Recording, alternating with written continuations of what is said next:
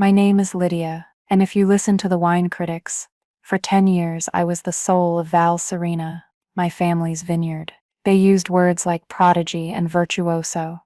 They talked about my uncanny ability to translate the language of the soil into award-winning vintages. But in my family, I was just Lydia, the one who didn't mind the dirt under her nails, the one who preferred the quiet company of the vines to the noise of a boardroom. I was the foundation, but I was never the face. Before you hear the rest of this story, my story, do me a favor. If you've ever been underestimated, if you've ever had your life's work dismissed in a single cold sentence, hit that like button and let me know I'm not just screaming into the void. It helps to know I'm not alone. The end began on a Tuesday. The air in the tasting room was thick with the cloying scent of Liam's expensive cologne, a scent that always smelled to me like ambition and cheap chemicals. It was a smell that had no place here, among the oak and the earth and the slow, patient breath of aging wine. My cousin Liam, a man who thought terroir was a breed of small yappy dog, had inherited the CEO title. When my grandfather, Arthur, passed away 6 weeks prior, he'd inherited the title, the desk, the letterhead. He had not, however, inherited the soul of the place. He wouldn't have known what to do with it. He'd called an all-hands meeting. Our entire staff, from the cellar hands with their wine-stained fingers to the office administrators, were crammed into the main hall. I stood near the back with Matteo, our vineyard foreman, a man whose family had worked this land even longer than mine had owned it. His face was a roadmap of sun and worry, and his eyes, when they met mine, were full of a quiet dread we both shared. Liam stood at the front, silhouetted against the huge glass windows that overlooked the oldest block of Cabernet vines, the ones my great-grandmother had planted herself. He looked like a cardboard cutout of a CEO, all sharp suit and sharper smile. He cleared his throat, and the sound echoed unnaturally in the vaulted space. He spoke about synergy,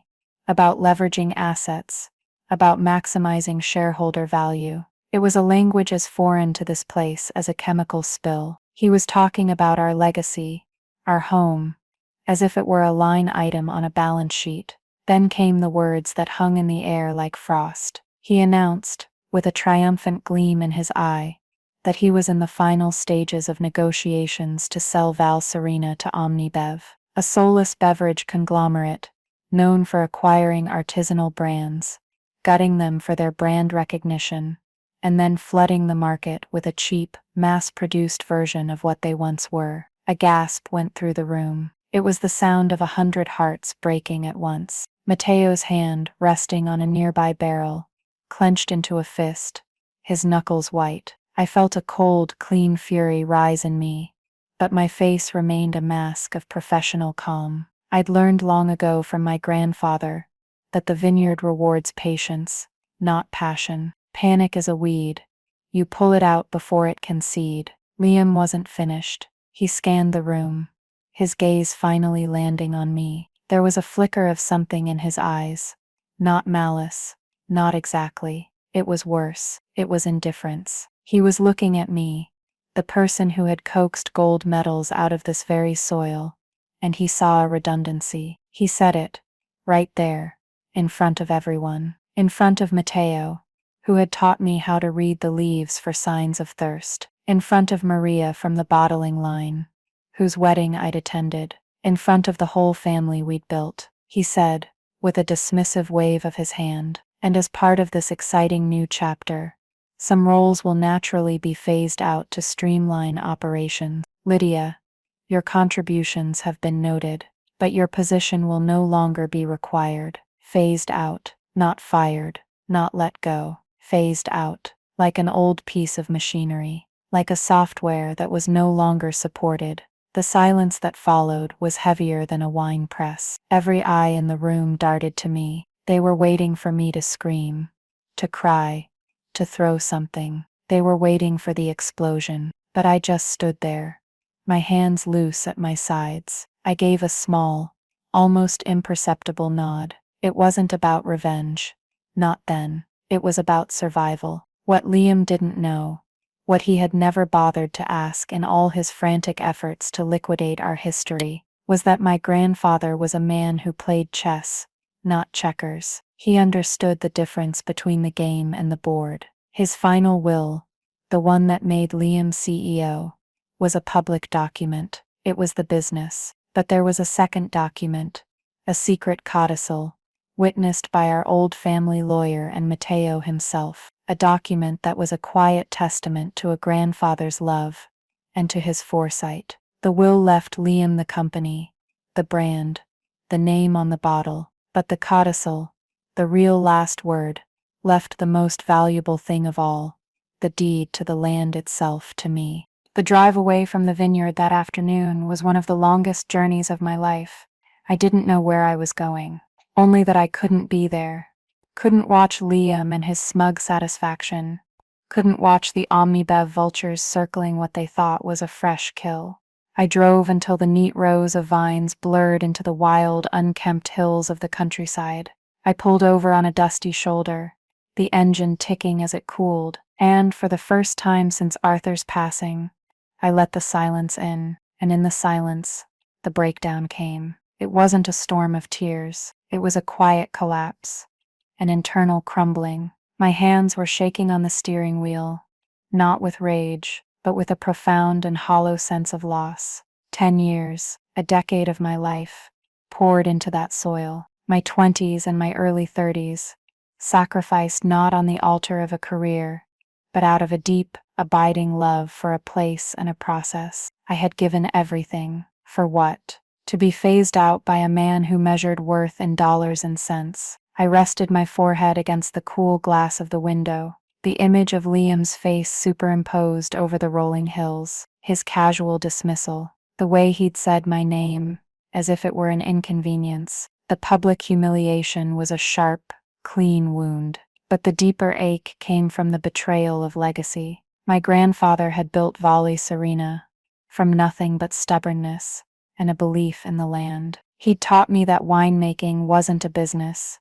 It was a conversation with the earth, a story told in a bottle. Every decision I made, from the pruning of a single vine to the precise moment of harvest, was part of that story. Liam was about to rip out the last page and sell the cover. It wasn't about the money. It was never about the money.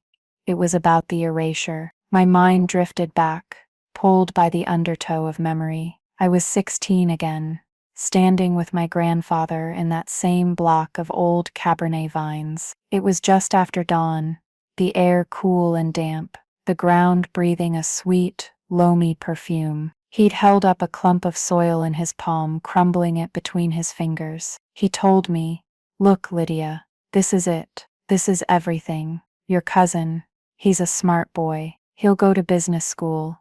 He'll learn about markets and distribution and all that noise, but he'll never understand this." He pointed down at the earth. "He thinks the value is in the bottle. He thinks it's a product. The business is paper, Lydia. Contracts, titles, shares. It's all just paper. But the land is life. Never forget where the real value is." His words, which had seemed like simple rustic wisdom then, now felt like a prophecy. He had seen this coming. He had known Liam's nature, his fundamental disconnect from the source. Another memory surfaced. Liam, home from college for the summer. He'd swaggered into the vineyard where I was working with Matteo, checking the irrigation lines. He was wearing pristine white sneakers and a polo shirt with a tiny embroidered horse. He'd looked at my muddy boots and the dirt smudged on my cheek with a kind of amused pity. He'd kicked at a clump of dirt. "Still playing in the mud, cousin.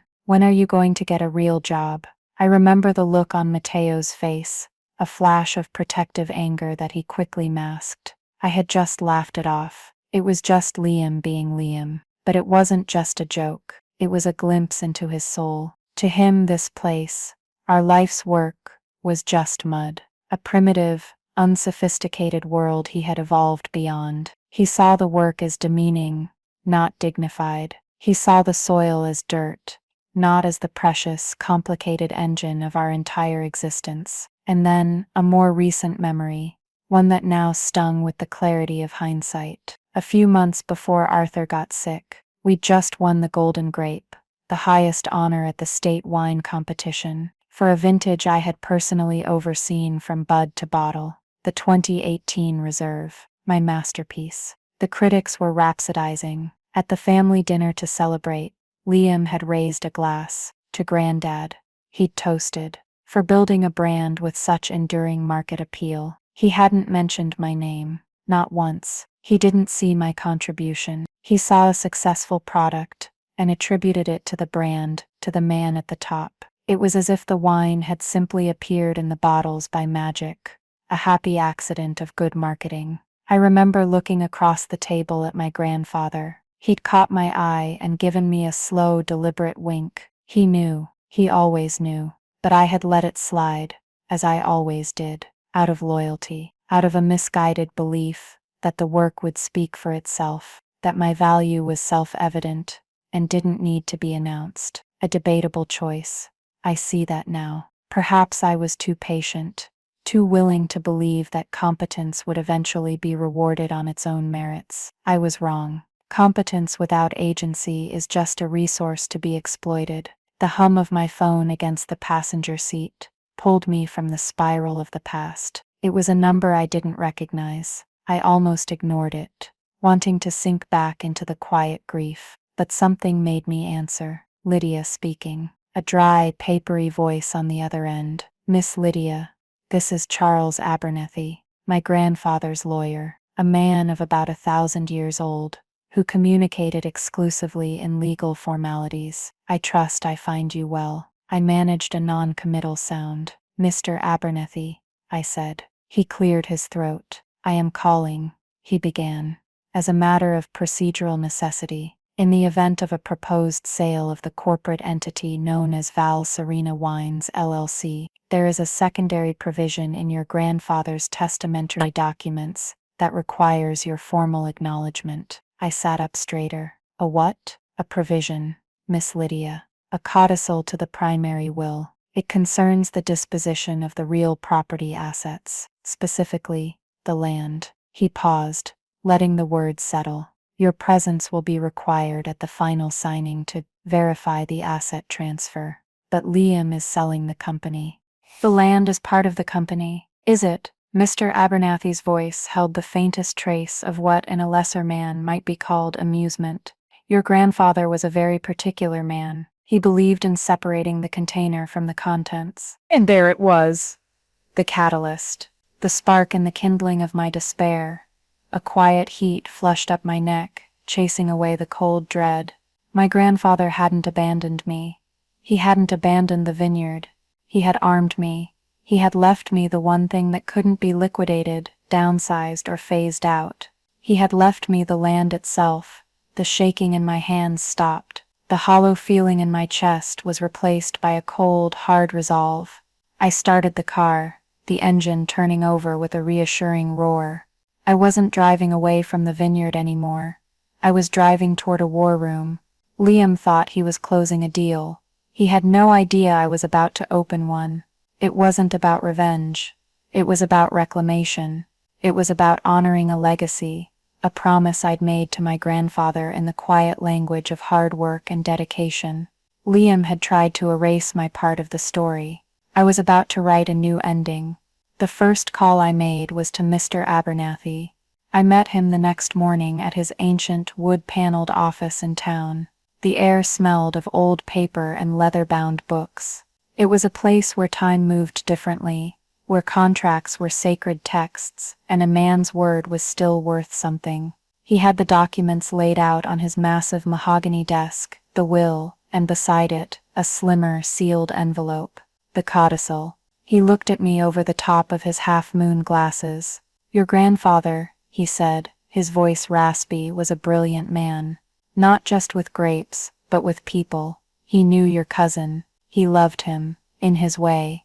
But he was not blind to his character. He knew that to Liam, the vineyard was a commodity, a stepping stone. Arthur couldn't bear the thought of this land, his life's work, being sold off to the highest bidder and turned into a factory. He tapped a bony finger on the will. This document gives Liam controlling interest in the operating company. Val Serena Wines, LLC, the brand, the inventory, the equipment, the accounts receivable. It's all his. It looks to the world like he inherited everything. Then he slid the sealed envelope toward me. But this is the heart of the matter. He created a separate land trust decades ago. The sole asset of that trust is the 300 acres of real estate upon which the vineyard sits. This codicil is the final directive of that trust.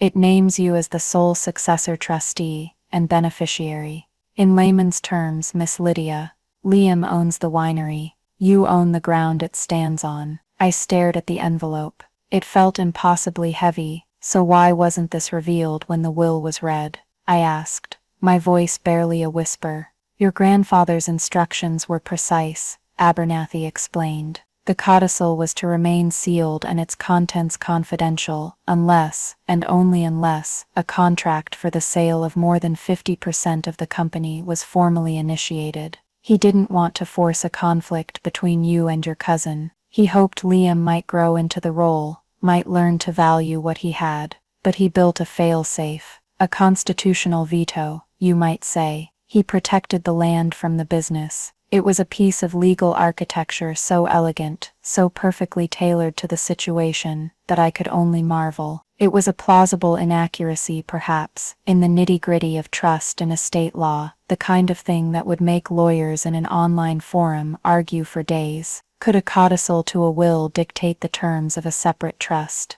Debatable. But it was my grandfather's logic, his emotional reasoning made manifest in legal form. He had built me a fortress and hidden the key in plain sight. My next meeting was less formal. I met Matteo at a small cafe in the next town over, a place where no one from the vineyard would see us. He slid into the booth opposite me, his face etched with concern. He'd seen me drive away. He said the mood at the vineyard was funereal. The Omnibev people had been walking the grounds, their shiny shoes treading on sacred earth, talking about replanting with higher yield, lower quality clones. They're talking about tearing out the old vine block, Lydia, he said, his voice low and pained. They said it's inefficient, tearing out my great-grandmother's vines. It was like hearing they planned to bulldoze a cathedral to build a parking lot. I looked at Matteo, a man I trusted as much as I trusted the seasons. I needed to know where he stood. Not just him, but the others. The people who, like me, had poured their lives into that place. Matteo, I need to ask you something. If there was a way to save the vineyard, the real vineyard, would you be with me? He didn't hesitate. He reached across the table and placed his rough, calloused hand over mine. Lydia, he said, his eyes locking onto mine. We are not loyal to the name on the sign. We are loyal to the land, and we are loyal to you. You are your grandfather's blood. You speak the language of this place. That corporate boy, he is just a tourist. Tell me what you need. He became my insider, my field marshal. Over the next 2 weeks, while Liam was winning and dining the Omnibev executives, finalizing the sale of his hollowed-out company, Matteo was my eyes and ears. He told me which employees were being offered pathetic severance packages, and which were being courted to stay on and oversee the dismantling of their own work. He gave me the names of the key seller staff, the ones whose knowledge was irreplaceable, the ones who knew the secrets of every barrel and every tank. He confirmed my deepest fears.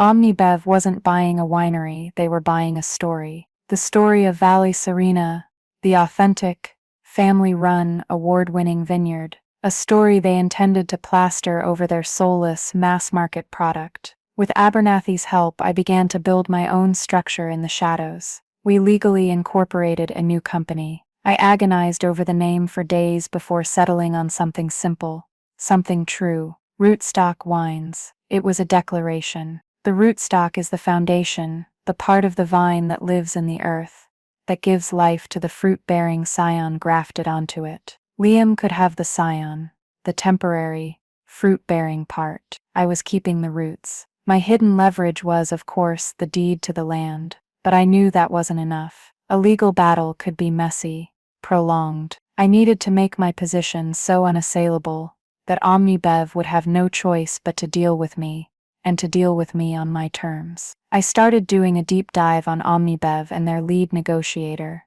a woman named Eleanor Vance. I read every quarterly report, every shareholder letter, every interview she'd ever given. A picture emerged of a corporation desperate for legitimacy. Their core brands were tanking, seen as cheap and artificial by a new generation of consumers who craved authenticity. They had spent billions trying to manufacture it, with celebrity endorsements and slick marketing campaigns, but it never stuck. They were bleeding market share in the premium sector. Valley Serena wasn't just another acquisition for them, it was a lifeline. It was their chance to buy the one thing they couldn't create, a genuine soul. And I realized my leverage wasn't just the land, it was me. I was the story.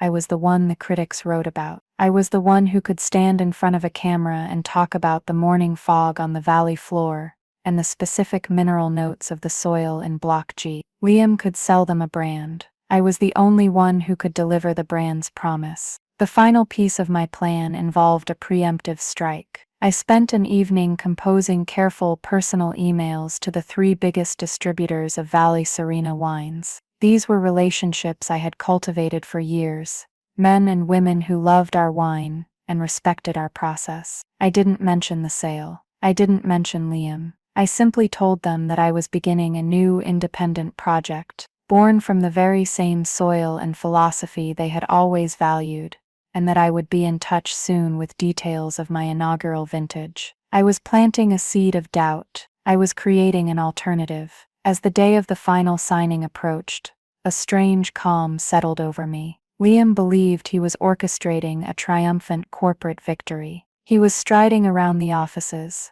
a conquering hero in his own mind, finalizing the details of his multi-million-dollar payday. He was making noise. I, on the other hand, was in the quiet. I was moving silently, shoring up my defenses, laying the foundations of a new reality. He thought he was playing the game. He never even realized that I owned the board. It wasn't about revenge. It was about strategy. It was about ensuring that the lifeblood of the vineyard would continue to flow, even if the name on the sign had to change. I was building a parachute, not just for myself, but for the legacy my grandfather had entrusted to me. The day of the signing arrived with a cinematic clarity. The sky was a brilliant, cloudless blue, the kind of day that makes the grapes swell on the vine. It was a perfect California day, pregnant with possibility. Liam had chosen the grand boardroom for the occasion, a sterile glass and steel box that felt more like a bank than a winery. He wanted the optics of power. He had arranged for catering, for champagne, not ours, of course, but some overpriced French import he thought was more impressive. He was performing the role of a titan of industry, closing the deal of a lifetime. I didn't go to the boardroom. Instead, I went to the heart of the vineyard, the old stone tasting room. It was the original building with thick adobe walls that kept it cool in the summer, and a massive fireplace that warmed it in winter. It smelled of history, of wine, and of the earth. I had asked Matteo to have it prepared, not with champagne, but with a single open bottle of the 2018 Reserve, my golden grape winner, and a dozen clean glasses. When the black town cars carrying the Omnibev delegation crunched up the gravel driveway, I was the one who stepped out to meet them, not as a disgruntled, phased-out employee, but as the master of the house. I was dressed in a simple but impeccably tailored navy blue dress. No mud on my boots today. I was the picture of calm authority. With me was Mr. Abernethy, his ancient briefcase held firmly in his hand. The lead executive, Eleanor Vance, stepped out of the first car. She was a woman in her 50s, with sharp eyes and an expression that revealed nothing. She looked from me to the main office building, a flicker of confusion on her face. She had been expecting Liam. "Miss Vance, I presume?" I said, extending a hand. "My name is Lydia Gallagher. Welcome to Valley Serena. Before we proceed to the formalities, I thought you might appreciate tasting what you're actually here to buy." I gestured toward the stone building. She hesitated for a fraction of a second, her gaze assessing me, then gave a curt nod. Her team followed her, a silent procession of suits. Inside, I poured a small amount of the reserve into a glass and handed it to her. She swirled it, her movements practiced and professional. She inhaled its aroma, her eyes closing for a moment. She took a sip. I watched her face. For the first time, I saw something other than corporate steel. I saw appreciation. I saw a flicker of genuine pleasure. "This is exceptional," she said, her voice softer than it had been outside. "Yes, it is," I replied. "It's the story of this place, the sun, the fog, the soil. It's a story you can't tell without the land." Right on cue, the door to the tasting room burst open. It was Liam. He was flushed, his tie slightly askew. He had clearly been waiting in the boardroom, and upon realizing his guests had been intercepted, had come running. "Lydia, what is the meaning of this?" he barked, his voice echoing in the quiet room. "Miss Vance, I apologize. My cousin is no longer with the company. She can show herself out." He shot me a look of pure fury. "Security," he called out to no one in particular. I didn't flinch. I simply turned my calm gaze from him to Eleanor Vance. "Actually," I said, my voice even and low, "that's what we need to discuss." I gestured to the chair at the head of the heavy oak table. "Mr. Abernathy, if you would." Abernathy stepped forward and placed his briefcase on the table. He opened it with a pair of satisfyingly loud clicks. Liam stood there, sputtering, a vein throbbing in his temple. His panic was a palpable thing, a sour note in the fragrant air of the tasting room. He was losing control of his narrative, and it was driving him insane. "Miss Vance," Abernathy began, his voice cutting through Liam's blustering like a chilled knife. "My client, Miss Lydia Gallagher, has asked me to be present to clarify a crucial detail regarding the proposed transaction, a detail of which your team appears to be unaware." He slid a thick, notarized document across the table. It was a certified copy of the deed. Beside it, he placed the now unsealed codicil. "This is the deed to the 300 acres of land on which this winery and its vineyards are situated," Abernathy stated. "And this," he tapped the codicil,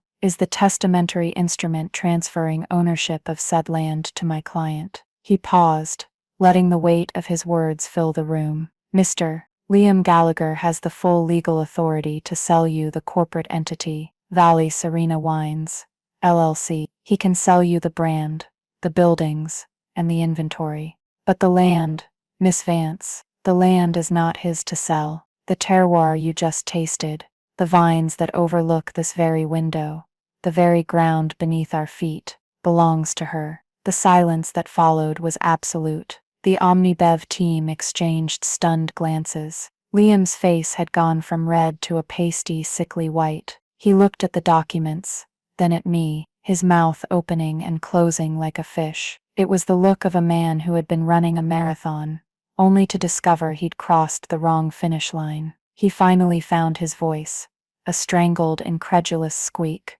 That's impossible. It's a trick. It's illegal." "It is, I assure you, impeccably legal," Abernathy said calmly. "Your grandfather was a meticulous man. Eleanor Vance, to her credit, was a pragmatist." The initial shock on her face was quickly replaced by a cold, calculating focus. She ignored Liam completely, her sharp eyes fixed on me. She was recalibrating. She was assessing the new landscape. The asset she had come here to purchase had just been fundamentally redefined. She picked up the codicil, her eyes scanning the legal text. She wasn't just buying a brand anymore. She was facing the prospect of buying a brand without the one thing that made it valuable. She was buying a name, a ghost, and she knew it. The silent takeover was complete. The power had not just shifted, it had undergone a seismic tectonic realignment. The immediate aftermath of the reveal was a study in contrasts. Liam descended into a flustered, incoherent rage. He accused me of forgery, of conspiracy, of trying to sabotage his deal. He threatened lawsuits, injunctions, calling his own lawyers on his cell phone and shouting into it while pacing frantically around the room. He was making noise, so much noise. He was generating chaos, the currency of the powerless. Eleanor Vance, on the other hand, was a pillar of absolute silence. She simply held up a hand, a gesture that cut through Liam's tirade with the finality of a guillotine. "Liam," she said, her voice dangerously quiet. Be silent, or leave. He froze, his mouth agape, utterly neutered by her command. She then turned her full, undivided attention back to me. Her team of suits remained perfectly still, their eyes flicking between her and the documents on the table, waiting for their cue. She took a slow, deliberate sip of the reserve, her eyes never leaving mine. So, she said, let me understand the new reality. OmniBev can acquire the Valley Serena brand from your cousin, but to produce the wine that makes that brand worth acquiring, we would need to come to a separate arrangement with you. Is that a fair summary? That is a perfect summary, I replied, my own voice a mirror of her calm. And I assume you have a proposal in mind, she said. It wasn't a question. I slid a simple, elegant folder across the table. It was bound in the same navy blue as my dress. It wasn't a sale agreement. It was a lease proposal, a very long-term, very detailed and very, very lucrative lease proposal for the land. But it came with conditions, ironclad conditions regarding sustainable farming practices, protections for the old vine block, most importantly, complete and total creative control for the on-site vintner, namely, me. I wasn't just offering them land, I was offering them a turnkey operation, complete with the one person who knew how to make it sing. Liam, seeing this, finally seemed to grasp the magnitude of his miscalculation. The fight drained out of him, replaced by a desperate, pleading look. Lydia, he stammered, coming toward the table. We're family, we can work this out. I can make you head of viticulture, a senior VP. We'll cut you in on the deal. It was a pathetic, last-ditch counteroffer, an attempt to bribe me with a title in a company he no longer effectively controlled. I looked at him, not with anger, but with a kind of detached pity. It felt like watching a man try to bargain with a tidal wave. The time for that has passed, Liam, I said softly. You made your position on my role quite clear. Miss Vance gave a nearly imperceptible nod to her team. They began packing their briefcases. We will need to review this, she said, standing up. Our offer to your cousin for the LLC is of course now suspended pending a review of the asset's viability. It was a brutal corporate-speak death sentence. The brand was worthless to them without the land. Liam understood this. The blood drained from his face. He had lost. Over the next 48 hours, the power shift solidified. Liam's desperate calls to Eleanor Vance went to voicemail. The emails I had sent to the distributors bore fruit. The largest of them, a man named Richard Sterling who controlled distribution in 5 states, called me directly. Lydia, he said, his voice warm, I got your email. I also got a very strange call from OmniBev putting my Val Serena orders on indefinite hold. What's going on? I explained the situation to him, simply and honestly. There was a pause on the other end of the line, then he laughed. A deep, booming sound. Good for you, he said. That boy never understood what he had. Listen, when your new label is ready, you call me. My channels are open to you. Your name and that land are all the brand I need. This was the true client exodus. It wasn't about them leaving Liam. It was about them being ready to follow me. My leverage wasn't just legal. It was relational. It was built on a decade of trust, quality, and shared passion. The final confrontation, when it came, was not a dramatic showdown. It was a quiet, anticlimactic execution. A week later, I was back in the stone tasting room, this time with Eleanor Vance and her legal team. We were finalizing the last details of the lease agreement for Rootstock Wines. Liam was not present. He was not invited. He had been rendered completely irrelevant. He must have heard about the meeting, because halfway through, he appeared in the doorway. He looked smaller, diminished. The arrogant suit was gone, replaced by a man drowning in the consequences of his own hubris. He tried to speak, to make one last appeal. Lydia, Eleanor. I didn't even look up from the document I was reviewing. I simply took a pen, circled a clause, and pushed it back toward Mr. Abernethy. Then I lifted my eyes and met my cousin's gaze. My voice was devoid of emotion. It was a simple statement of fact. Liam, I believe your role in this process has been phased out. I used his own words. the same words he had used to publicly humiliate me. I watched the recognition dawn in his eyes, followed by a flicker of profound, abject defeat. He didn't say another word. He just turned and walked away. It wasn't a moment of triumphant revenge. It was a moment of quiet, perfect symmetry. It was the closing of a circle. The news of Liam's official fate came a few days later, not from a dramatic announcement, but in a dry email from Mr. Abernethy. The board of the now worthless Val Serena Wines, LLC, having lost its only prospective buyer and its primary asset, had convened an emergency meeting. Liam had been unanimously removed as CEO. The company was functionally bankrupt, a hollow shell with a famous name, and a warehouse full of wine it could no longer produce. He wasn't fired by Omnibev. He was consumed by the vacuum he himself had created. The system had corrected itself. My vindication wasn't in his failure, but in my own success. The new throne wasn't a corner office.